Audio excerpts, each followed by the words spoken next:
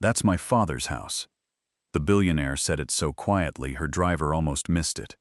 He followed her eyes through the tinted glass, a sagging porch, a padlocked door, and a man carrying a child's mattress up the steps, with a little girl walking close behind him.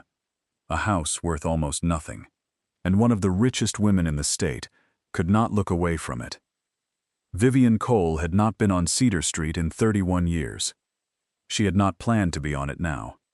The freeway was backed up past the river, so the driver had taken the surface roads, and Vivian had not been watching the window. She had been watching her phone, a wire transfer, 9 figures, a tower on the west side that would soon carry her name across 40 floors of glass. She built things. That was the short version of who she had become. Steel and signatures, and a life arranged so that nothing outside the car ever had to reach her, unless she allowed it to. There is a kind of wealth that does not feel like money. It feels like distance. It is the temperature held at 68 degrees no matter the season outside. It is the glass tinted dark enough that the street becomes a film you are watching, rather than a place you are standing in. Vivian had spent 3 decades building that distance, one closing at a time, and she had almost forgotten there was anything on the other side of the glass at all. Then something crossed the edge of her vision. Not loud, not dramatic, just wrong enough to pull her eyes off the screen before her mind could explain why. A man, bent under a mattress, walking the way a person walks when there is no second trip coming. She watched him for 3 seconds. She did not feel pity. That was not the word for it. What she felt was closer to recognition, though she could not yet have said of what. The man shifted the mattress higher on his shoulder. The little girl beside him adjusted her grip on the bag without being told, without looking up, the way a child does when she has already learned that her only job is to keep walking. Vivian's eyes moved past them, past the mattress, past the child, to the green street sign on the corner, Cedar Street. She read it the way you read a name you have not spoken aloud in years, not with surprise, with a particular kind of stillness, the kind that comes right before a door you were certain you had locked, for good swings open again. She knew this block. She knew the dip in the sidewalk where the maple roots had pushed the concrete up. She knew it was 3 houses down, on the left. She knew the number without looking. 214 Cedar Street. The first floor her feet had ever stood on. The first place she had understood that a house could be warm in winter, if someone decided to make it so. The man set the mattress down at the steps. He took something from his coat pocket. Not a house key. A padlock key.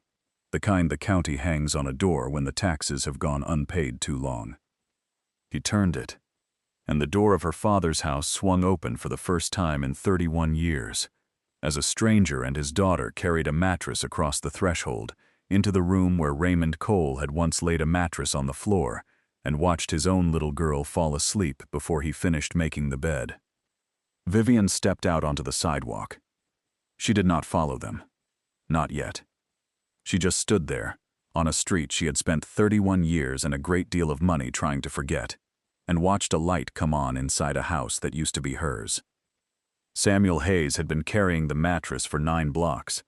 He had started at the apartment on Fulton Court a little after 4 o'clock, with the mattress balanced across his shoulders and his daughter walking at his side. By the 4th block his arms had stopped shaking, not because the weight had eased, but because his body had stopped keeping track of the complaint.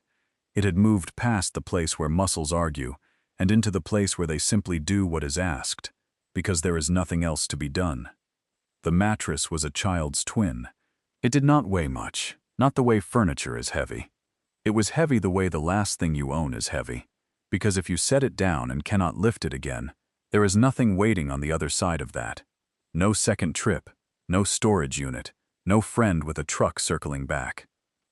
This was the last soft thing left from the life he had built for his daughter, and he was carrying it across a city that had quietly decided he no longer had a place in it.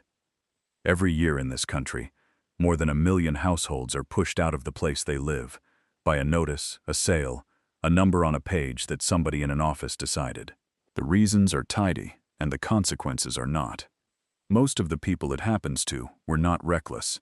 They were a single illness, a single death, a single closed factory away from making it. And then the thing came, and the margin was too thin to absorb it. For families with children, the damage outlasts the move by years. None of that fit on the notice Samuel had been handed. The notice was 1 page. It said 30 days. He stopped at the corner of 8th, set the mattress against a lamppost, and breathed. His palms were raw. There was a scrape across the right one from where the doorframe had caught it on the way out of the apartment that was no longer his. He flexed the hand once, then picked the mattress back up. Beside him, June waited. She was 7 years old.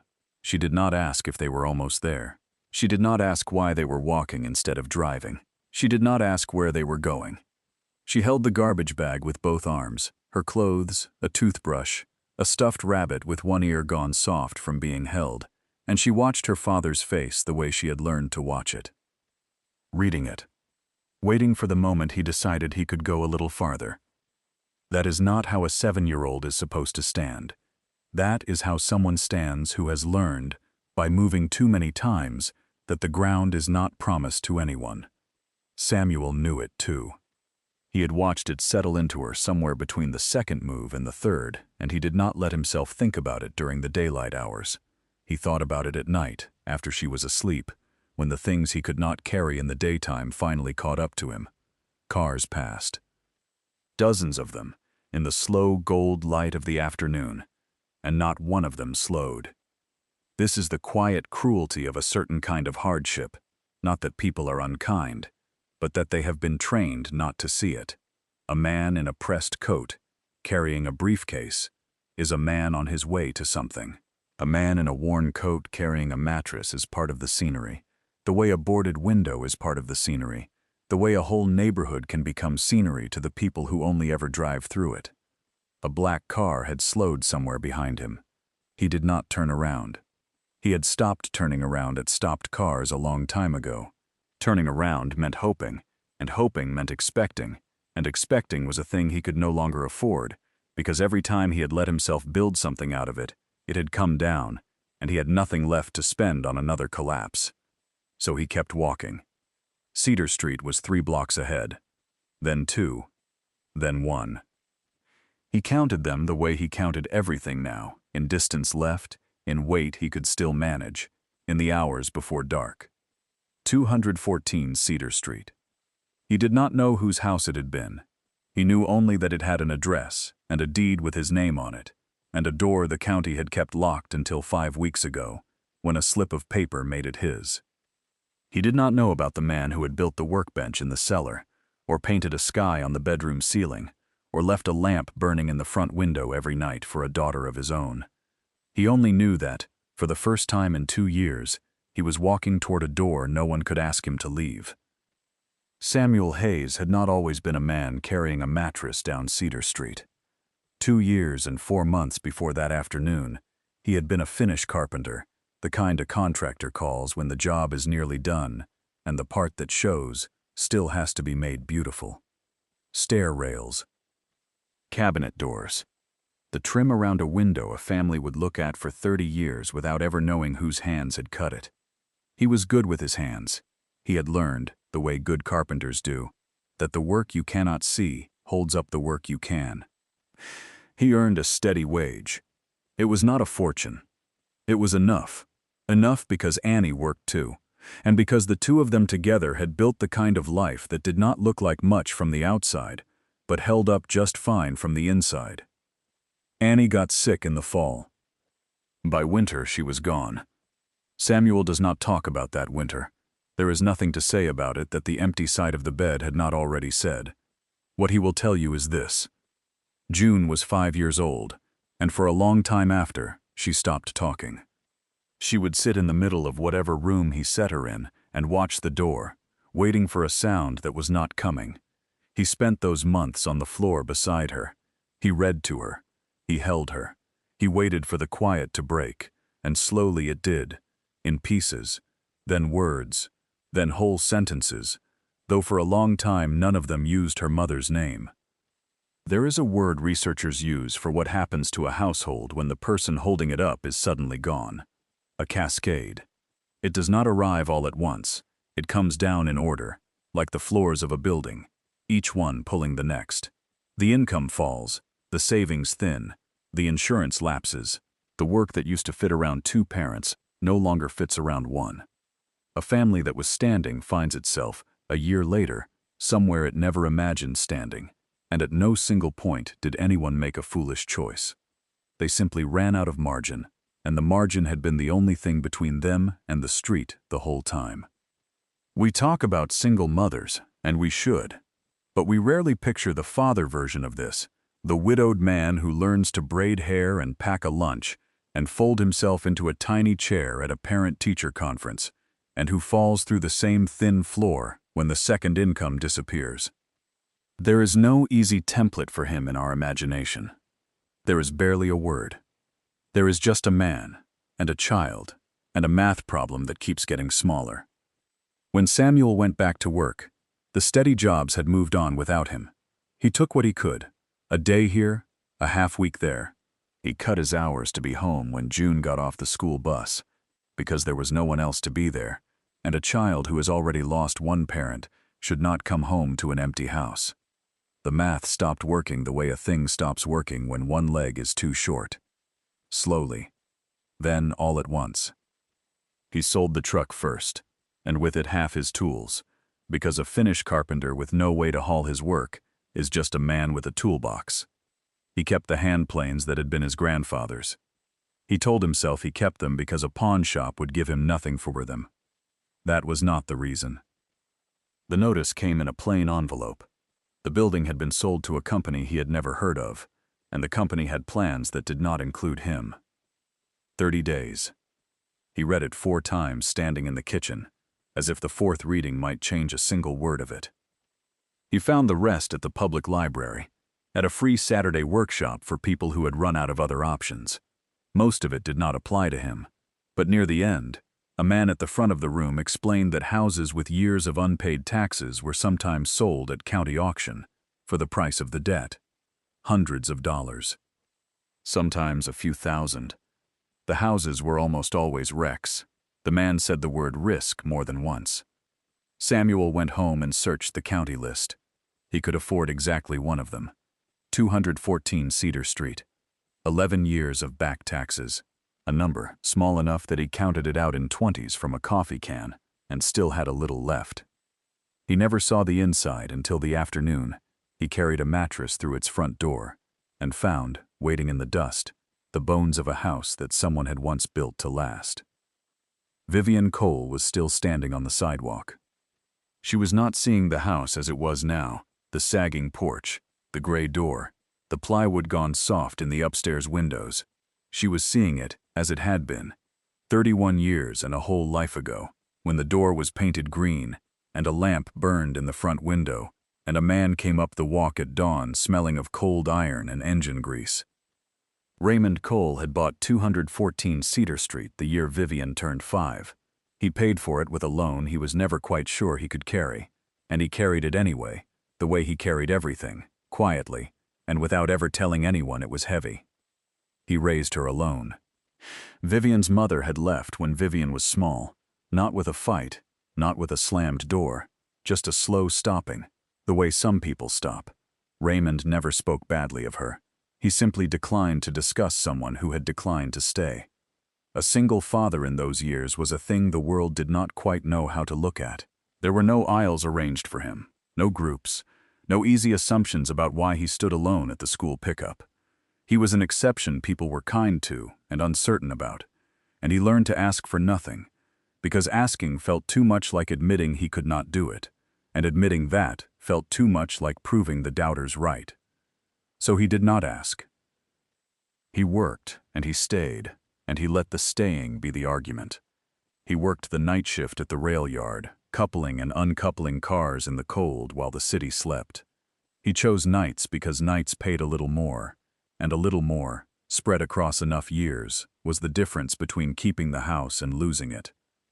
But Vivian was afraid of the dark, and his shifts meant she would wake to an empty house, so before his first night in that house, Raymond climbed a ladder and painted the bedroom ceiling a deep midnight blue and dotted it with small white stars, a whole sky, so that when she woke and the rooms were quiet, she could look up and never feel that she was alone in them.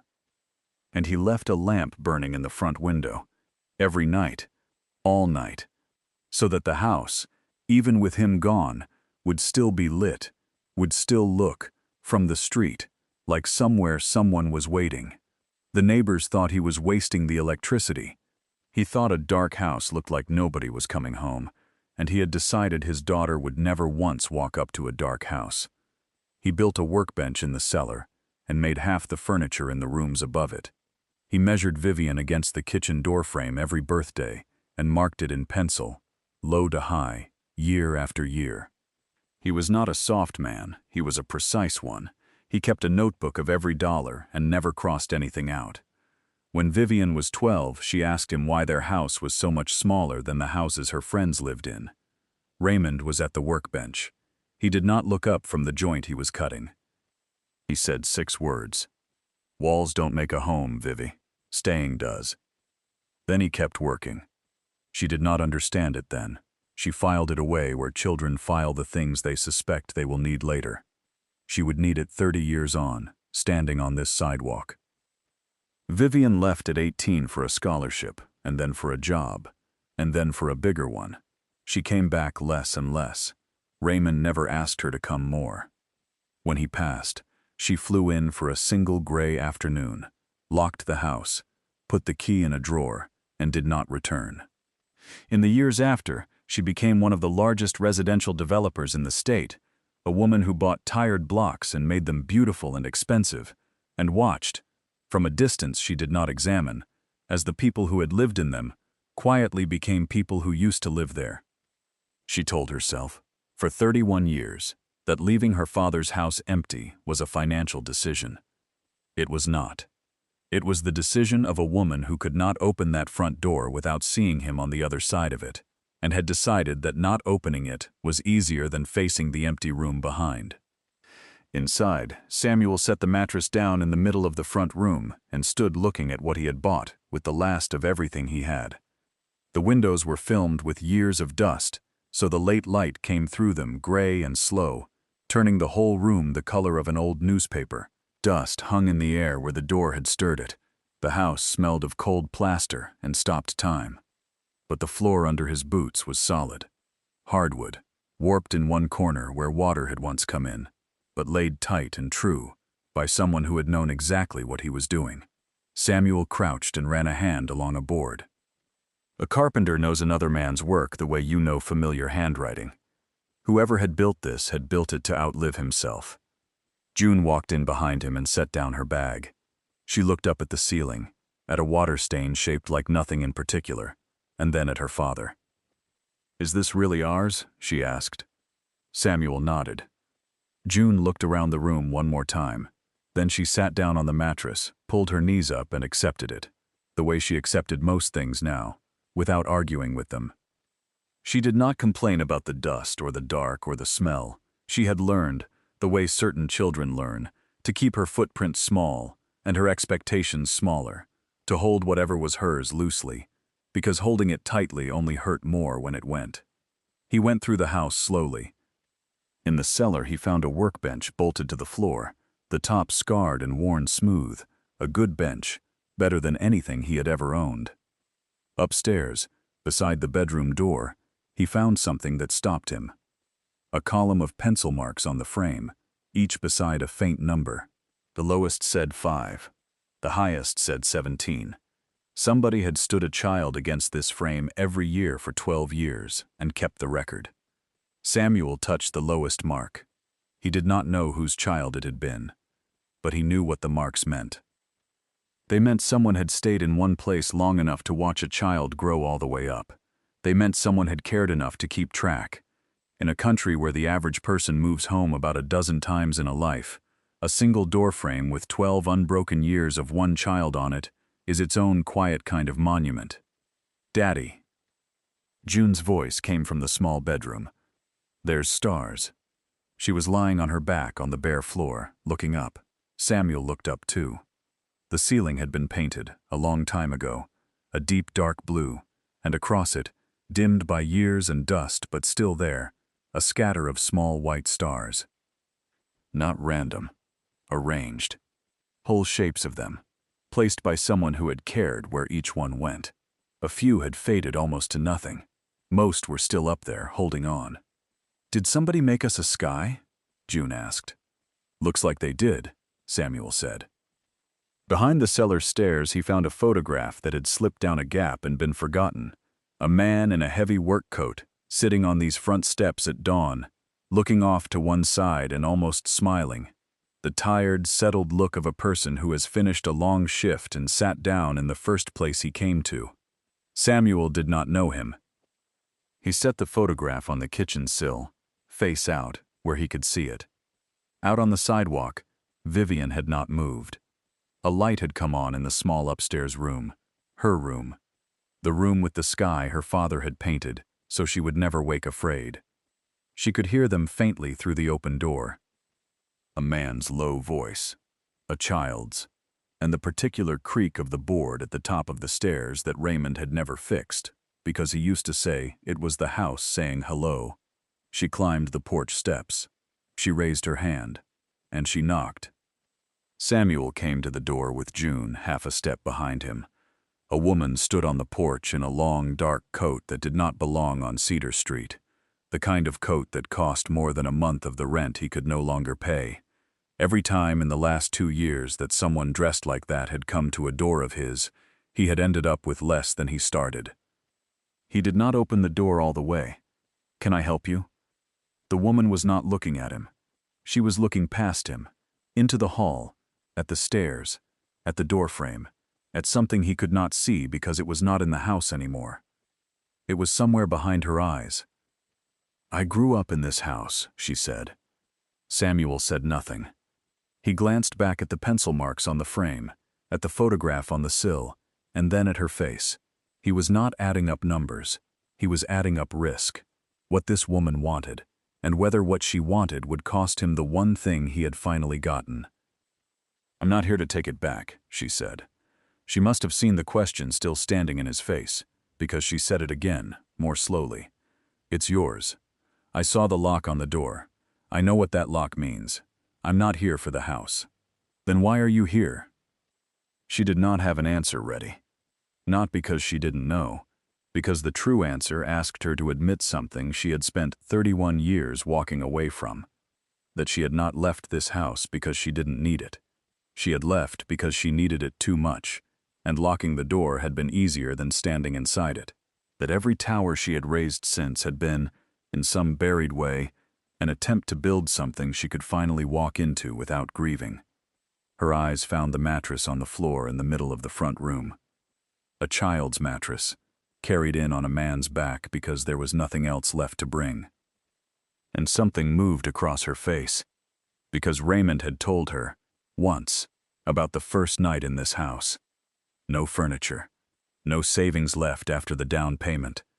A borrowed mattress he carried home on his shoulders and laid on that same floor, in that same room. "You fell asleep before I finished making up the bed," he had said. "I lay down next to you in the dark and listened to the house settle and decided we were going to be all right." She had forgotten that story for 30 years. She remembered it now, all at once, the way a dark room comes back when someone finally finds the switch. June stepped out from behind her father. She studied the woman with the steady, unhurried attention of a child who has learned to read a room before it can read her. "Did you live here when you were little?" June asked. Vivian looked down at her. "I did." "Did your dad paint the stars?" The question was small, a child's question, but it went straight to the one place Vivian kept locked, and a 7-year-old had opened it with 6 words. "He did," Vivian said, and her voice was not quite steady. "He painted them, so I wouldn't be afraid of the dark." June nodded once, as if this confirmed something she had already decided, and went back inside to her sky. Samuel watched the woman on his porch breathe carefully, like a person standing somewhere she had not stood in a very long time. Whatever she had come for, it was not the house. He had spent 2 years learning to read what people wanted from him, and this was the first time in a long while that the answer was nothing at all. He opened the door the rest of the way. The contractor came on a Thursday.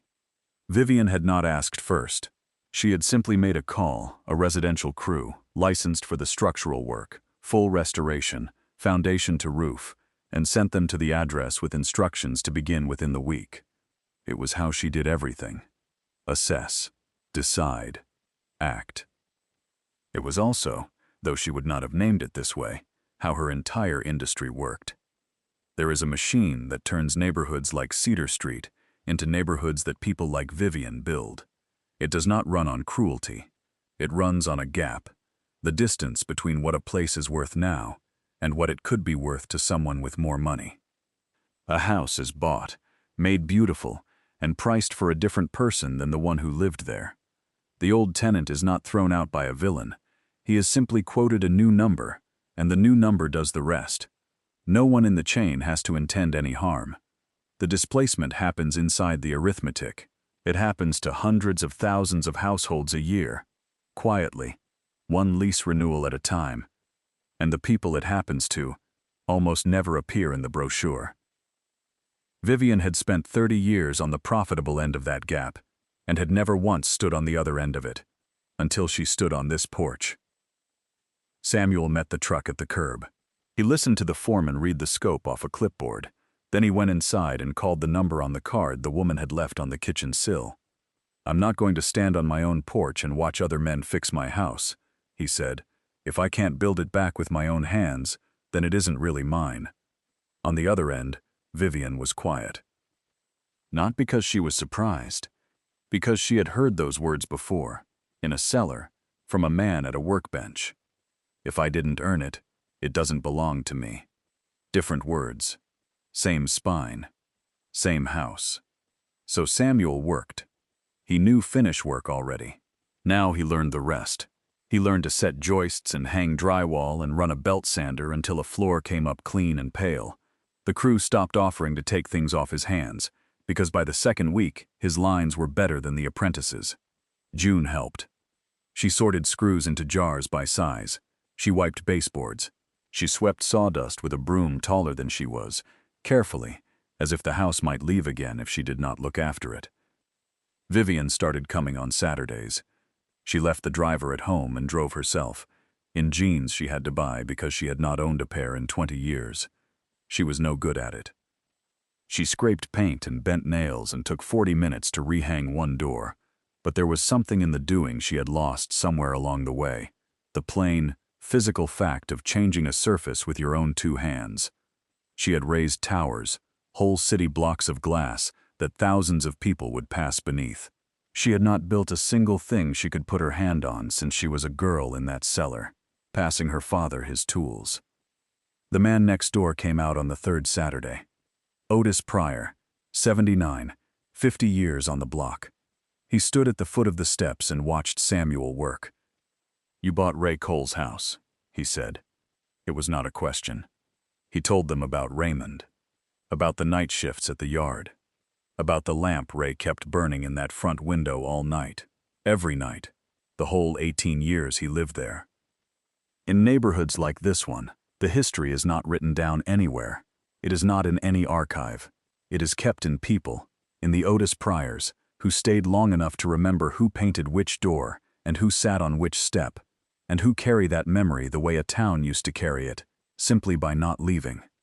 It is the one thing no developer can install and no renovation can restore.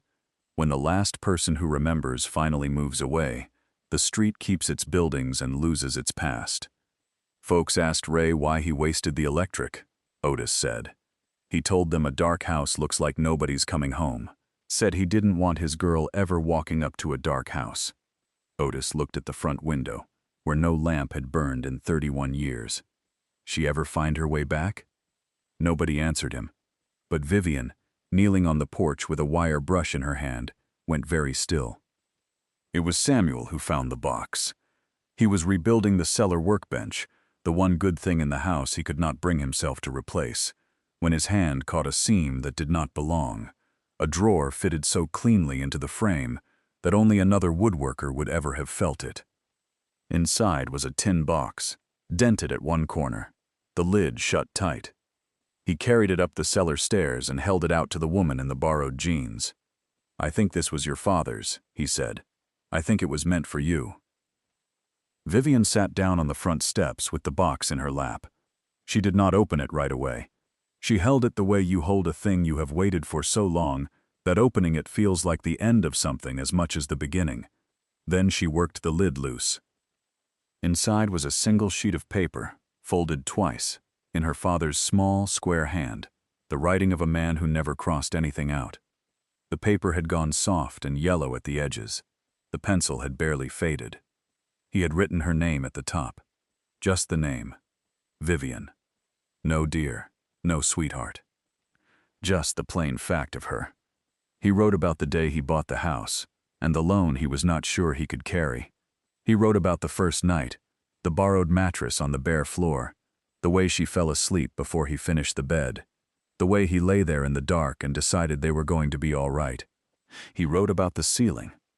"You were scared of the dark, so I gave you a sky." He wrote about the lamp in the window and why he never let it go out, and how he hoped she understood it without him ever having to say so, because some things you do not explain. You just do them, year after year, and hope the person they were figures them out someday. He wrote one last line. "A house keeps the weather out.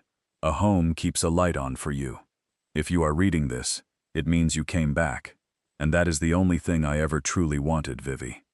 Vivian read it through once. Then she folded it along its old creases, set it back in the box, and closed the lid. She did not cry. She sat on the steps of her father's house, in the early dark, and through the open door she could hear a man reading his daughter a bedtime story in the room above, under a painted sky. This was never a story about one man and one house. It is a story about a country with enough room in it for both of these things to be true at once.